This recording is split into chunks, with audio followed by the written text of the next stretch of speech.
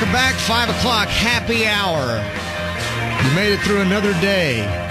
Thanks for hanging with us. We're glad you're here with us, and we're excited to have our buddy who's with us from 1310 The Ticket on the APEC VIP hotline, cutting-edge training for the serious athlete, apecgo.com. Joining us now from 1310 The Ticket in Dallas, Donovan Lewis. How you doing, Donovan? Bryan, I'm fantastic, man. How are you? Doing great. Good to talk to you, buddy. You as well. This game was really hard to kind of break down, this Cowboys game over the weekend, because of all the stuff that was going on around it. Sure. So what do you take from it? I mean, was it a great, courageous performance? Was it just another, tripping and stumbling over each other? Or, what's good and what's bad about it?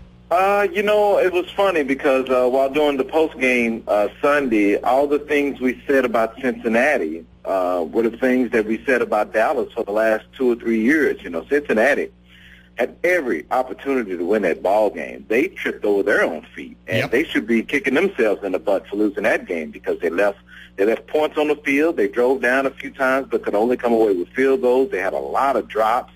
I thought that they had an opportunity to run all over Dallas, but for some reason they just stopped running the football. I mean, altogether. Ben Jarvis Green-Ellis was really good, and he only had 12 carries and had almost like 90 yards, but they just absolutely stopped running the football. So everything we've said about Dallas in the past is what happened to Cincinnati, and they just kind of couldn't get out of their own way, but Dallas did take advantage of it, and they looked dead in the water for 3 quarters. They really, really did. And now all of a sudden, the fourth quarter, they have one drive to score a touchdown. There's his touchdown. They need one stop, and Anthony Spencer comes up with the biggest sack of the year on 3rd down, and then they go down, get the ball with 3:40-something left, and Cincinnati doesn't touch the ball again. I'll tell you what, that is, no matter how you put it, and no matter what happened the 3 quarters before, that right there is I think that's old school football. That's winning football right there, man. That's how you go about there and take care of your business. It doesn't matter how many points you beat them by. Style points, it just doesn't matter this time of year, man. You've got to find a way to get the W. The Cowboys did, and now they got to continue that trend.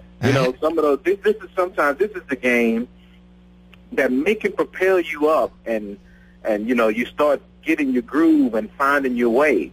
Now, we'll see if that's the case next week because now, this Sunday they have a really, really big game against a tough Pittsburgh team who's going to come in here pretty upset that they got drove at home against San Diego. So I'm very interested to see what's going to go down Sunday. Yeah, it's funny because I'm sitting there looking at the records now, and a month ago you're thinking, "Good Lord, this is a loss. Pittsburgh's going to come in here. It's going to be a Pittsburgh crowd at Cowboy Stadium, and now they're the Cowboys. They're 7-6, and they can't get out of their own way either." Right? Yeah, it's going to be 2 desperate teams trying to go in there knowing that they both really, really need that win. So it should be some good football. It's fun football, I would think. We all know that they have so many messes to clean up and they have so many holes on this team. But you keep saying that 6 teams make the playoffs, and right now the Cowboys are number 8. It's amazing. And one seed, so it really is amazing, man. I just can't imagine that 4 or 5 weeks ago I would have said that this team had an opportunity to go up here and win this division and make the playoffs. But they actually do. But they've got to put a lot of things together and take care of business before that can happen. It wasn't a pretty game against Cincinnati, but they got the W. It doesn't have to be pretty Sunday against Pittsburgh, but they just have to find a way to get the W. Absolutely. Okay, what's your take on Jason Garrett's performance from the time that he had to announce to his team that Jerry Brown had died in the car wreck through the ball game and then that post-game press conference? I thought he was really good in the post-game press conference. I thought, that's a really delicate situation, man. You can say what you want to about grown people and knowing you have a job to do, but, man, that's when reality hits like that, you just have to take it to another level, and I thought Garrett did that. As far as in-game, man, I don't know how much he, had to do as far as anything outside of his regular gig. That's between the lines for those 3 hours. I think Garrett did what he normally does in a football game, and I hate to say it like this, but boy, if Cincinnati just didn't lay down and give it to him, then we might be singing a different tune. because they had every opportunity, all those drop passes and Yes. penalties at the wrong time, and they really wet the bed. Cincinnati did, but Dallas did take advantage of it, so that's a good thing. And like I said, 3 quarters into it, the Cowboys couldn't move the football, and it looked like Dallas just couldn't stop Cincinnati. But all of a sudden they turned it on, and I don't know how much that is Garrett, his doing, but he handled the press conference well afterwards, and I'm sure he handled the before the game. He handled that well too, and a lot of people are saying that this kind of solidified his job for next year. I don't think that's the case, but it didn't hurt. No, it didn't hurt at all. It just the thing that was impressive was the fact that he had these guys. They were still battling at the end. I mean, again, you're right. They played awful. I mean, and I sat there for 3 quarters, and on the one hand, you could say, well, they've played awful all year. And the other side of it is, they played awful, but look at the situation that they were dealing with also. Sure. But somehow, he managed to keep them together, and he wasn't getting a 15-yard penalty like some other fat idiot on the sidelines. I'm talking about Ryan. Well, I'll tell you what. If I'm Garrett at that situation and he cost that team 15 yards, boy, as much of a public spectacle he likes to make of himself, I would have made one of them right there on the sideline, for real. I mean, that's ridiculous. And you're a leader of men, and you're a coach of this team, and you wonder why this team has 12 men on the field at times on defense, and while they have 10, and they just seem like they don't know what they're doing. Well, look at the coordinator. Look at the head coach of the defense. He's a loose cannon, and if he's going to be a loose cannon, it seems as though that side of the ball at times can be a loose cannon, and that's just ridiculous. I wish, and I know Garrett is not that kind of coach, and he's not that kind of guy, but he should have undressed Ryan right then and there, for doing something stupid like that. You remember the story of Tom Landry and Mike Ditka on the sidelines, where Ditka lost his mind and his head exploded and he went off on a bunch of officials and got a 15-yard penalty, and Landry gave him one of those looks and says, if you do that again, you're fired. Yeah, sure. That's addressing down Landry did, but something tells me the message got through. Yeah, so you're that upset that you're going to cost the team 15 yards unnecessarily. It's just ridiculous. If he can't control his emotions, who's saying that? Just name someone on the defense. Ernie Sims will go out there and he'll commit a 15-yard penalty, and Ryan's going to yell at him on the sideline. What are you yelling for? You did the same thing. Exactly. I'm following your leader. I mean, I thought that point of the game was just absurd, and I wish Garrett was that type of guy. I could just imagine Belichick or someone like that, and their defensive coordinator gets a 15-yard penalty for going out and cursing out one of the players on the other side and cursing at other people. Boy, I wish I would have seen that from another coach, so they could just take their headsets right there and send them to the locker room or something. I'd have loved it. It would have been great. Yeah. All right. What do you make of this Jay Ratliff, Jerry Jones confrontation? Nothing. No big deal. Nah. Jay Ratliff is an emotional guy. We all know it. We saw it at a training camp. I kind of wish he'd have beat the hell out of Jones. Kind of snatch his toupee off his head and kind of run around and throw it around the locker room. That'd have been great. Yeah. But that's even better than beating the hell out of him, come to think of it. Put it on a stick or something, and I don't know.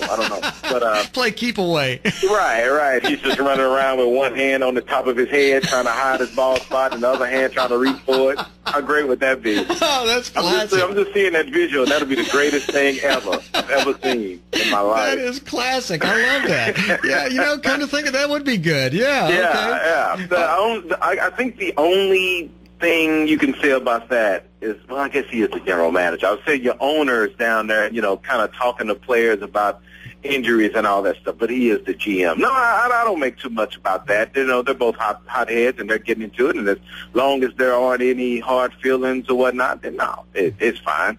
Two grown men having a heated conversation about something. Just having a nice civil disagreement there. Right. They may have gone to Boston Market afterwards or something. Had a nice dinner together. Who knows? Boston Market. Okay. All right. Back to serious business here. The the memorial service today. Josh Brent there with the family of Jerry Brown. He's not going to play the rest of the year, right? I would doubt it very seriously. How are the Cowboys going to handle that? That's going to have to be a real delicate situation there, right? Yeah, I think everyone to a man did a really good job after the game in discussing their feelings and emotions about it and not holding back and all that. But I think there's going to come a point in time where it's going to have to get back to football. And if after this game they keep talking about the situation and all that, I think you'll see them, try to deflect questions back to football so they can focus because, life got in the way a little bit, but they do have a job to do, and that's to try to go out there and win football games and make the playoffs. So as tough as that was to, go to that memorial service today and then have to focus tomorrow to go in there and try to, game plan against Pittsburgh, that's what they get paid to do, and they're going to have to do it, and they're going to have to somehow let it go on one hand. But, if that's the thing that they want to, play for it and then maybe focus them into, trying to do something for the rest of the year. I don't see any problems with that. But, yeah, it's a tough situation. We usually have Jason Witten on our show every Tuesday, and we didn't have him today because he was at the memorial service. Right. And, it'll come to a point where, they won't talk about it anymore, and they'll just have to go on there and focus on the task at hand. And, that's beating Pittsburgh. It's not even thinking about anything else further down the road. The task at hand right now is finding a way to beat Pittsburgh. If it's by 1 or 30, they got to do it. So as tough as it may be, at night they may go home and think about it. But when they get to practice and they get between the lines, it's focusing on the job. Now the fear is that it'll be the Kansas City syndrome all over again. They win the ball game, big emotional win this past weekend, and then come out and lay an egg against Pittsburgh. What do you think happens? Well, that's tough, and the only reason I say it might not be like Kansas City is because Kansas City is really, really, really bad, right? And no one expected them to win that game, and they played on emotion and adrenaline, if you want to say. Now, a lot of people, the majority of the people expected Cincinnati to beat Dallas, but I don't think they played above their heads like Kansas City did. Mm-hmm. Dallas played their usual game, right? And they went out there and they found a way to right, yeah, and they found a way to win. Amazing. So I think if they played over their heads and they beat Cincinnati by like 4 touchdowns, you might say that they may have a little letdown. But man, I don't see the letdown with Dallas this week because they played their game, and if they could just go out there and continue to play their game, it might get them beat. But they just have to find a way to try to stay in the game and have a chance to win it in the end. All right, we're dancing around Dez. What happens if Dez can't go? That's tough. That's tough when you have Austin on one side and Ogletree/Harris on the other. That's tough. Teams are game planning against Dez. Dez is the man on this team right now. Everyone knows it. They're gearing up to stop him. And if you don't have that weapon, then you're in trouble. Because now if they want to, it seems like it's really easy to take Miles out of the game. You don't need the game plan for that. And Ogletree and Harris, you think they're worried about them? Beasley, you think they're actually worried about them, beating them? No, of course not. They're going to force you to have one of those guys beat them. So, my gut's telling me that Dez is going to play. Finger is pretty important for a receiver, but he caught that touchdown pass with that same finger. Yeah. So I think he'll be good. I think the way he's playing right now and his mindset and with his maturity the last 4 or 5 weeks, I think I think I heard a quote from him saying you're going to have to break his leg to keep him out. And it's just a broken finger. He may not be able to scratch certain places with that broken finger, but he'll be out there on the football field. And even if you have him out there, it's just his threat that opens up everything else. So you really, really do need him on the field. Okay. One other related situation here, not to the Cowboys, but, Tagliabue came out today and basically vacated all the player fines and the suspensions and just confused the crap out of everybody. I know. What was that? And what have we been doing for 6 months now to come to this? I have no idea, and I don't think he has any idea what's going on either. He's just throwing stuff against the wall and hoping it sticks up there, and I don't know.